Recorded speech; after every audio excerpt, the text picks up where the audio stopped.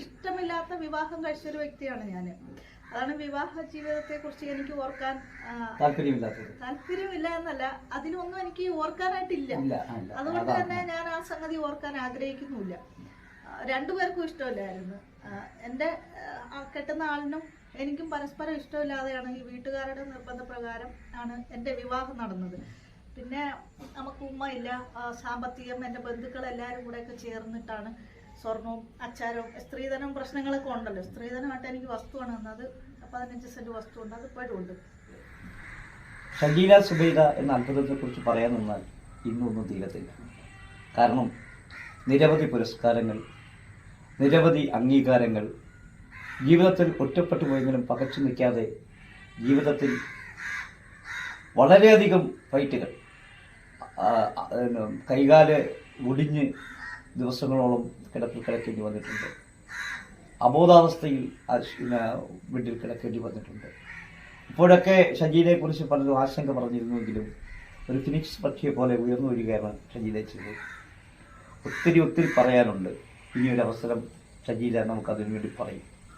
ഈ എപ്പിസോഡ് ഇവിടെ അവസാനിക്കുമ്പോൾ പ്രേക്ഷകർക്ക് അറിയാവുന്ന 2 വരി ഒരു മാപ്പിളപ്പാട്ട് പാടിക്കൊണ്ട് ഷജീല തന്നെ നമസ്കാരം.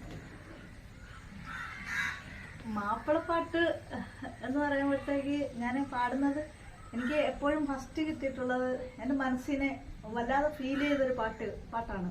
ആ പാട്ട് തന്നെ ഒരു 3-4 വരി എൻ്റെ ഓർമ്മയിൽ നിന്നും പറയാം.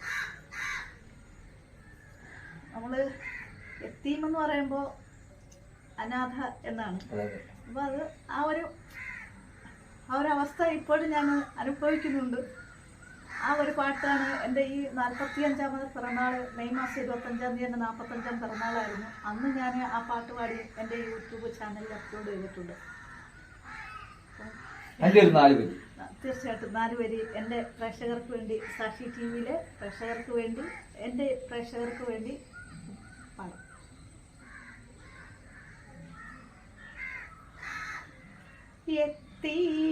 യത്തീമെന്നെന്നെ പലരും വിളിച്ചു, എത്ര രാവിൽ ഞാൻ വിശപ്പു സഹിച്ചു. യത്തീമെന്നെന്നെ പലരും വിളിച്ചു, എത്ര രാവിൽ വിശപ്പു സഹിച്ചു. കീറിപ്പാറി മുഷിഞ്ഞോരുടുപ്പിൽ ഏറെ നാളായി ഞാൻ നാണം മറച്ചു. കീറിപ്പാറി മുഷിഞ്ഞോരുടുപ്പിൽ ഏറെ നാളായി ഞാൻ നാണം മറച്ചു. അന്യന്റെ വീട്ടിലെ കഞ്ഞിക്കലത്തിൽ എൻ്റെ ജീവിതം വറ്റിത്തിരിഞ്ഞു. ആട്ടമില്ലൊത്ത പാട്ടില്ലെനിക്ക്,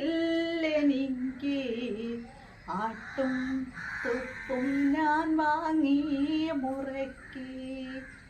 സ്വന്തം കാര്യമാണെല്ലാവർക്കും ചിന്ത, സ്വന്തക്കാരെനിക്കില്ലാത്തതെണ്ടാ. യത്തീമെന്നെന്നെ പലരും വിളിച്ചു, എത്ര രാവിൽ വിശപ്പു സഹിച്ചു. എത്ര രാവിൽ വിശപ്പു സഹിച്ചു.